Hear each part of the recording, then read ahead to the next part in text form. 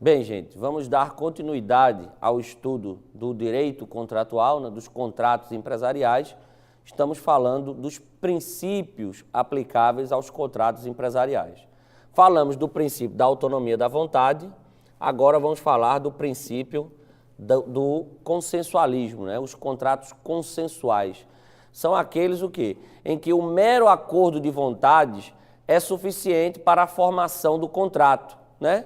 Não há necessidade de outras formalidades para a formação do vínculo contratual. O mero acordo de vontades, o mero consentimento é suficiente para a formação do contrato, né? São os chamados contratos consensuais, aqueles que não dependem de nada mais além do acordo de vontades entre as partes, né? Há contratos que excepcionam a regra do consensualismo, o princípio do consensualismo. Há aqueles chamados contratos reais, por exemplo, que só se aperfeiçoam com a entrega da coisa, né? Aqueles contratos que só se aperfeiçoam com a entrega da coisa são chamados contratos reais. Então, neles, não basta o mero consentimento. O acordo de vontades entre as partes não é suficiente para a formação do vínculo. É preciso também a entrega da coisa, né? Há também os contratos solenes. Aqueles contratos solenes são os que exigem uma formalidade, tipo, você vai ter que ter o registro da escritura, né? Ou seja, o registro do contrato. Então, são contratos que exigem uma formalidade para que produzam efeitos. Lembram do contrato de trespasse, o contrato de alienação do estabelecimento empresarial? São contratos solenes, eles precisam ser registrados na junta comercial para que produzam efeitos perante terceiros, né? Então, são contratos solenes, eles exigem uma certa formalidade para que tenham eficácia, para que produzam efeitos perante terceiros, ok? Vamos em frente. Princípio da relatividade dos contratos, um princípio muito importante. O contrato, gente, ele gera efeitos, ele produz efeitos apenas entre as partes, né? É o princípio da relatividade. E o princípio da relatividade ainda tem um outro aspecto, que é o quê? Olha aí, ele também não se estende além do seu objeto, além do objeto do contrato. Então, o princípio da relatividade é aquele que impõe certos limites ao contrato. O contrato não pode atingir a esfera jurídica de terceiros, estranhos à relação contratual, né? O contrato só vale entre as partes, né? É o aspecto subjetivo da relatividade. Lembram daquele caso que eu mencionei a vocês, do cheque predatado? Eu passei um cheque predatado para João. João transferiu aquele cheque e entregou a José. José depositou o cheque no mesmo dia, porque o cheque é uma ordem de pagamento à vista, né? O banco, minha conta tinha dinheiro, pagou, mas eu fiquei sem dinheiro para outras coisas. José tem alguma coisa a ver com isso? Não, porque o cheque predatado é um acordo que eu fiz com o João. E o acordo só vale entre as partes. José não foi parte daquele acordo. Então, portanto, ele não está vinculado àquele acordo. Ele não está obrigado a cumprir um acordo do qual ele não participou. O acordo foi firmado entre André e João, e José não. Então, o contrato só vale entre as partes e não se estende além do seu objeto. É o aspecto objetivo, né? Então, esse é o princípio da relatividade. Às vezes, o princípio da relatividade pode ser excepcionado, como nos casos em que você tem que proteger uma situação aparente, né? A teoria da aparência. Lembram? Então, por exemplo, nós vimos na parte de sociedades, um administrador, às vezes, ele não tem poderes para firmar certos contratos em nome da sociedade. Então, ele celebrou um contrato, mas ele não tinha poderes para aquilo. Então, em tese, a sociedade não fez aquele contrato. Mas, eventualmente, ela vai ter que responder, né? Por quê? Por conta da proteção da aparência, a teoria da aparência. A proteção da aparência, gente, de certa forma, a gente pode dizer que é também um princípio dos contratos empresariais, né? Muitas vezes, você tem que proteger terceiros de boa-fé que contrataram, que celebraram um contrato diante de situações aparentes, né? Que podem gerar efeitos, portanto, para uma pessoa, né, ou para uma empresa que não firmou em tese aquele contrato. A gente falou da teoria da aparência quando a gente estudou as sociedades, né, contratuais lá e vimos aqueles casos em que elas respondem pelos atos dos seus administradores, mesmo quando eles agem com excesso de poderes, salvo naquelas situações excepcionais. Ok? Outro princípio muito importante, um dos mais importantes princípios do direito contratual, mas que no Brasil também não é muito respeitado, é o princípio da força obrigatória dos contratos, né? O contrato faz lei entre as partes, né? Aquela famosa máxima pacta sunt servanda, né? Então, olha lá, o contrato, gente, faz lei entre as partes, portanto, elas não podem se retratar, nem podem alterar unilateralmente os contratos. Uma vez firmado o contrato, ele faz lei entre as partes, e as partes devem cumprir as obrigações que pactuaram, né? É o princípio da força obrigatória dos contratos, né? Então, diante do princípio da força obrigatória dos contratos, a gente costuma dizer, olha aí, ó, que em todo contrato existem implícitas as cláusulas de irretratabilidade e de intangibilidade do contrato. Você não pode se retratar, né? Você firmou o contrato, tem que cumprir.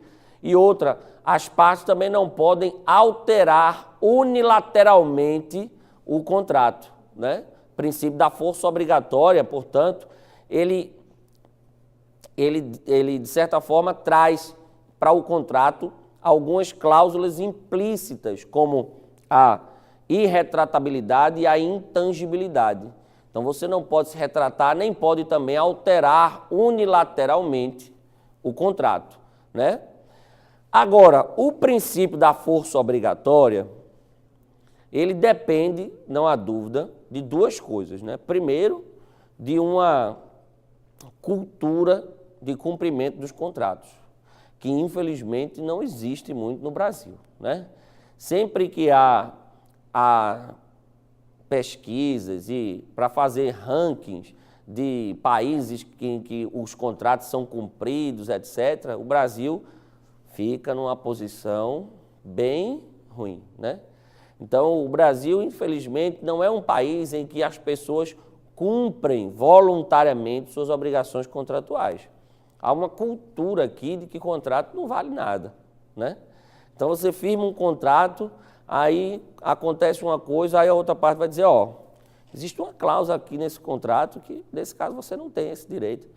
Ah, mas isso é um absurdo, não sei o quê e tal, aí esse contrato não vale nada, aí vai no judiciário tudo, e o judiciário faz o quê? Não, realmente, isso aqui não. Aí, ou seja, os contratos perdem credibilidade, né? Perdem força. É preciso você ter uma cultura de que contrato é coisa séria, de que cumprir contratos é um dever até moral, né? Contratos devem ser cumpridos. Quando você firma um contrato, você está assumindo uma obrigação muito séria perante a outra parte, e ela também perante você. Então, por quê?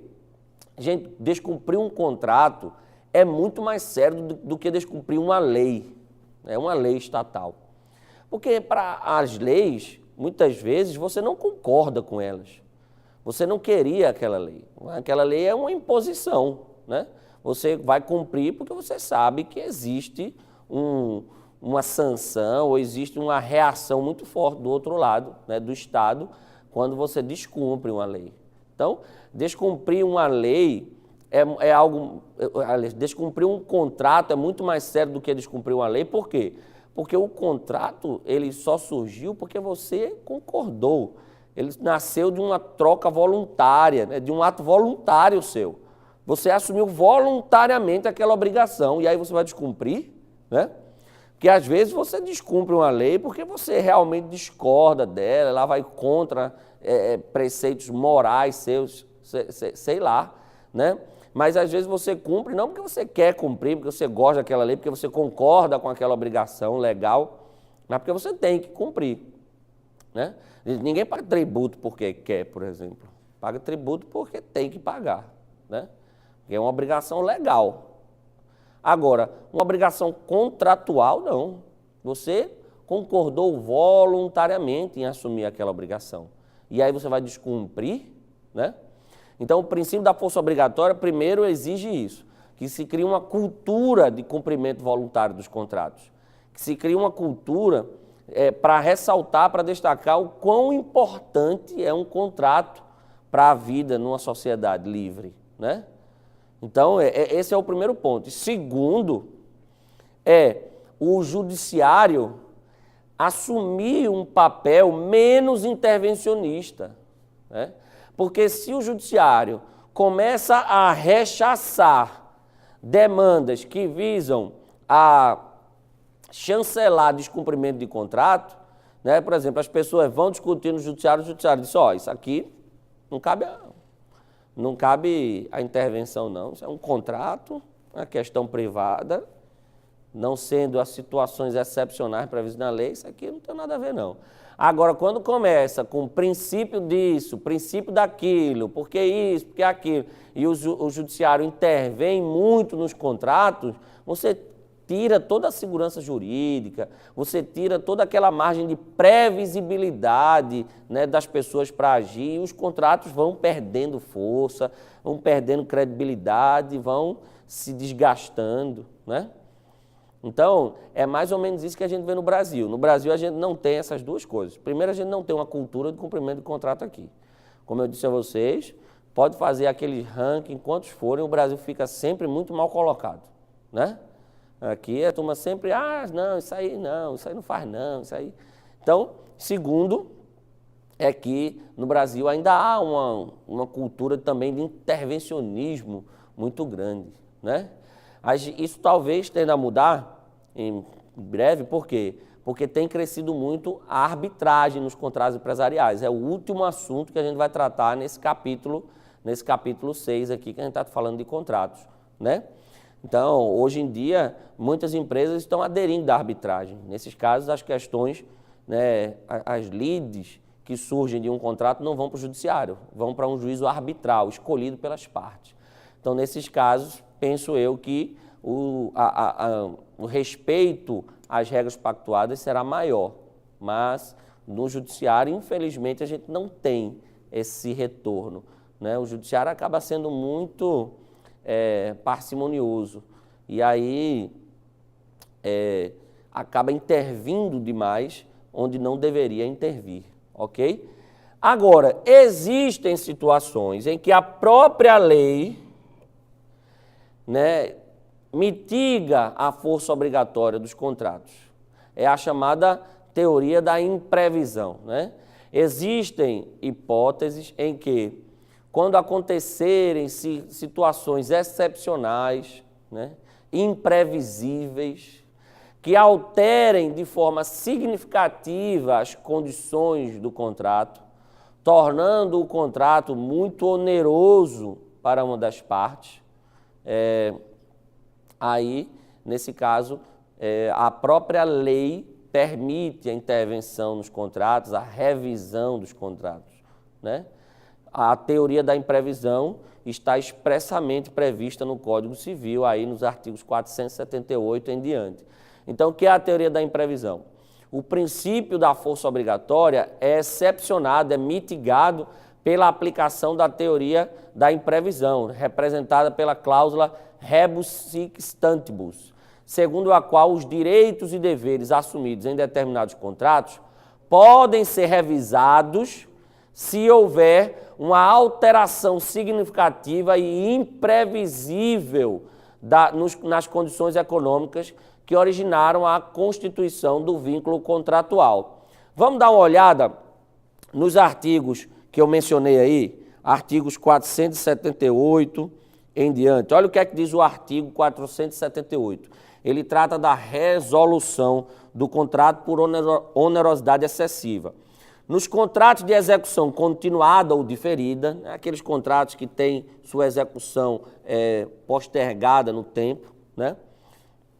Nos contratos de execução continuada ou diferida, se a prestação de uma das partes se tornar excessivamente onerosa, com extrema vantagem para outra, em virtude de acontecimentos extraordinários e imprevisíveis, poderá o devedor pedir a resolução do contrato. Os efeitos da sentença que a decretar retroagirão à data da citação. Olha ali, se houver uma onerosidade excessiva, em decorrência de acontecimentos extraordinários e imprevisíveis, né? A questão aí está em saber o que é uma situação extraordinária e imprevisível para uma relação empresarial, né? Aqui vem aquela coisa que eu falei. Podemos tratar os contratos cíveis, os contratos de consumo, da mesma forma que tratamos os contratos empresariais? Não. Existem situações que podem até ser extraordinárias e imprevisíveis numa relação de consumo, mas numa relação empresarial, não. Peguem novamente o exemplo lá da cédula de produto rural. O aumento do preço das laranjas no mercado é uma situação extraordinária e imprevisível que justificasse a revisão do contrato para permitir que o produtor de laranjas pagasse os fertilizantes em dinheiro e não mais com a entrega de produtos, como ele tinha combinado, né? Foi o exemplo que eu dei lá na parte de títulos de crédito, né? Você tem a cédula de produto rural. Eu sou um produtor de laranjas, preciso comprar fertilizante. Aí eu emito a cédula de produto rural, a CPR. Essa cédula diz o quê? Eu vou pagar aquele título não pagando em dinheiro, mas entregando bens, laranja, um naco da minha produção. Chegou na data do vencimento, o preço da laranja subiu muito, quadruplicou. Então, a quantidade de laranja que eu tenho comprometido a dar, hoje vale muito mais do que valia naquela época. Aí eu vou para o judiciário e digo, seu juiz, olha aqui que absurdo, se eu der essa quantidade de laranja aqui a ele, vai ser 4, 5 vezes o valor da produção. Vai haver uma vantagem excessiva para uma das partes, uma onerosidade excessiva para mim, né? Então, nesse caso, revise o contrato e permita que, em vez de entregar laranja, eu pague a ele em dinheiro esse valor. Aí o juiz vai lá e Isso é situação imprevisível, gente, para uma pessoa que produz laranja? Será que ela não sabe que é uma commodity que está sujeita a essa flutuação de preço? Da mesma forma que subiu muito de preço, podia ter caído. Aí isso é motivo para intervir num contrato empresarial e revisar o contrato? Será? Né? Então, olha o perigo. Por exemplo, variação cambial, né? Variação cambial. Digamos que você tem um contrato atrelado à moeda estrangeira e aí houve um aumento muito grande da relação entre aquelas moedas. Então, o contrato, a prestação se tornou muito onerosa. Para quem é empresário, né? Será que não cabia esse empresário ter feito um contrato de hedge, então, né, para se proteger? Ou então assumir esse risco? Quer dizer, é isso que eu estou dizendo. Aplicar a teoria da imprevisão nos contratos empresariais exige uma cautela muito maior do que quando você vai aplicar essa teoria da imprevisão em contratos cíveis ou contratos de consumo, né? Porque você querer dizer que determinadas situações são tão imprevisíveis para um consumidor quanto são para um empresário, não dá, realmente não dá para defender esse tipo de raciocínio, sabe? Certas coisas não são imprevisíveis para um empresário, não podem ser imprevisíveis para um empresário, né? O empresário tem que estar preparado para certas coisas, porque faz parte da atividade dele. A atividade dele envolve realmente um risco de dar certo ou dar errado, de suas decisões serem boas no futuro para ele ou se mostrarem ruins. Isso é a regra do mercado. É totalmente diferente quando você tem uma relação de consumo, uma relação civil normal, sabe? Então, olha o perigo aí. Você tem uma mesma regra para disciplinar contratos que têm características, peculiaridades bem distintas, né? Então, gente, artigo 478, o 479, o 480 são exemplos de aplicação aí da teoria da imprevisão, ok? Vamos em frente. Depois de falar do princípio da força obrigatória, Vamos falar do princípio da boa-fé, que agora no Código Civil está expressamente previsto no artigo 422. Olha lá, que diz que os contratantes são obrigados a guardar, assim na conclusão do contrato como em sua execução, os princípios de probidade e boa-fé. Aliás, a doutrina diz que a probidade e a boa-fé ela deve ser guardada não apenas na conclusão e na execução do contrato, mas também nas fases preliminares, né? No pré-contrato, naquela fase pré-contratual e na fase pós-contratual também, mesmo após a realização do contrato. Pense, por exemplo, na cláusula de não concorrência, né? Que hoje está expressamente prevista no Código Civil. Eu vendi meu estabelecimento empresarial para você, mas eu tenho que passar um tempo sem concorrer com você, né? Seria, para alguns, seria uma manifestação da boa-fé numa fase pós-contratual. Eu já celebrei o contrato com você, o contrato já foi concluído, tudo, cada um já cumpriu sua parte, mas eu tenho obrigações implícitas pós-contratuais de não concorrer com você que comprou meu estabelecimento, por exemplo. Seria, para muitos aí, um exemplo de boa-fé na fase pós-contratual. Na fase pré-contratual também, né? Na fase pré-contratual também, as partes, já naquele período das tratativas, tal, elas já têm que agir com probidade, com boa-fé. Tipo, eu vou vender meu carro a você. Então, eu tenho que, antes de a gente firmar o contrato, dizer, ó, meu carro foi batido 2 vezes, né? Esse carro apresentou esse problema e tal, eu fiz um recall, porque eles vieram com defeito de fábrica, mas foi feito o recall.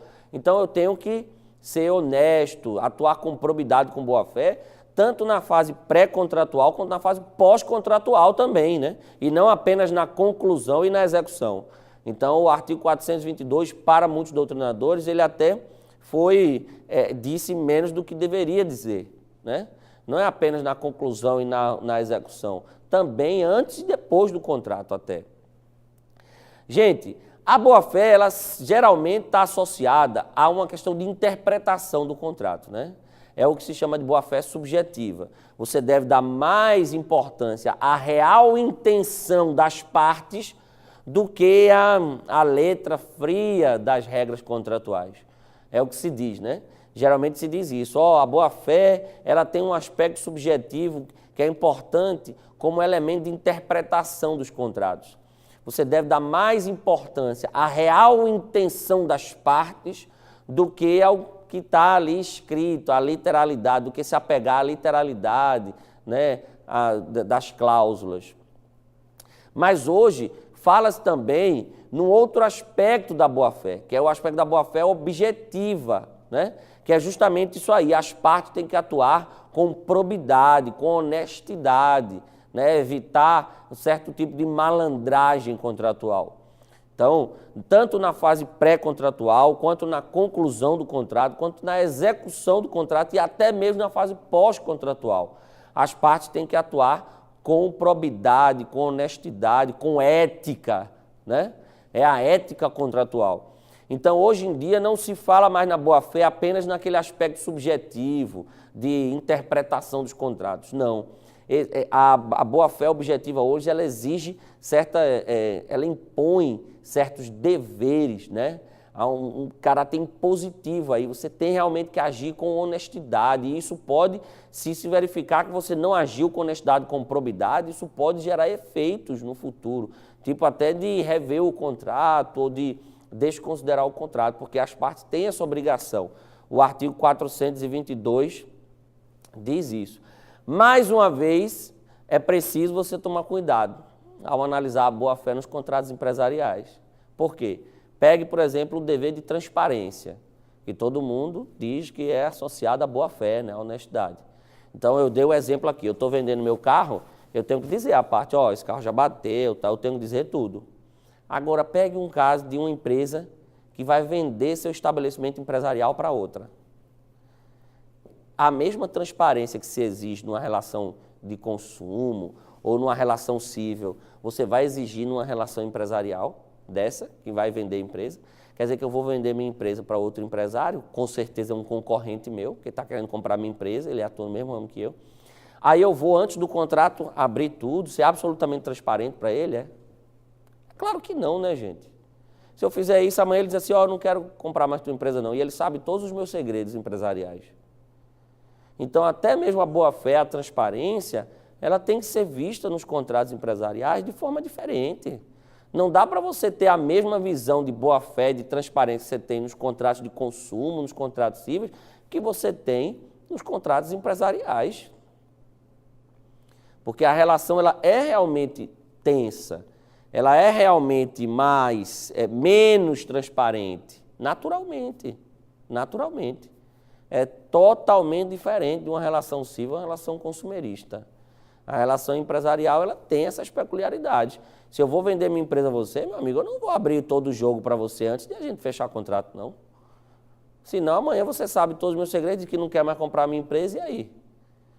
Então é aquela coisa, você tem que analisar essas regras do Código Civil de forma diferente. Esse é o problema, os contratos empresariais hoje não têm uma disciplina normativa própria, ficam usando essas regras emprestadas. E aí você tem esse problema. Se você dá essa mesma interpretação, ok? Então, a boa-fé hoje está prevista aí no artigo 422 do Código Civil, boa-fé objetiva. Para a gente finalizar essa parte aí da teoria geral dos contratos, né? Vamos falar também de outra regra muito importante, de outro princípio muito importante, que é o da exceção do contrato não cumprido, né? Também tem aquela expressão latina que todos vocês conhecem, né? Agora, o que é que diz a exceção do contrato não cumprido? Que uma parte não pode exigir o cumprimento da obrigação da outra parte se não cumpriu a sua obrigação, né? Eu não posso exigir que você cumpra a sua obrigação se eu não cumprir a minha, né? Uma parte não pode exigir o cumprimento da obrigação da outra se ela não cumpriu a sua obrigação, certo? Olha onde é que está a exceção do contrato não cumprido aí. Olha o artigo do Código Civil que trata a exceção do contrato não cumprido. Artigo 476.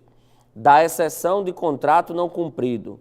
Nos contratos bilaterais, nenhum dos contratantes, antes de cumprida a sua obrigação, pode exigir o implemento do outro, né, da obrigação do outro. E o artigo 477 traz uma manifestação especial dessa exceção do contrato não cumprido, que diz: se depois de concluído o contrato, sobrevier a uma das partes contratantes diminuição em seu patrimônio, capaz de comprometer ou tornar duvidosa a prestação pela qual se obrigou, a outra parte pode fazer o quê? Ela pode se recusar a prestação que lhe incumbe até que aquela satisfaça a que lhe compete ou dê garantia bastante de satisfazê-la. Então, eu firmei um contrato com alguém. Depois de firmado o contrato tudo, a outra parte sofreu uma perda patrimonial muito grande. E agora eu estou preocupado se ela vai ter condições de cumprir daqui a um mês, que é o vencimento da obrigação dela, o que ela contratou comigo. Nesse caso, o que é que eu posso fazer? Eu posso suspender a minha obrigação e dizer, ó, eu só vou cumprir minha obrigação se você implementar a sua obrigação ou se você der uma garantia de que vai fazer. Agora, para isso eu tenho, óbvio, que justificar. Eu tenho que provar que ela teve uma perda patrimonial muito grande a ponto de tornar duvidosa, né, duvidoso o cumprimento da obrigação por parte dela, né?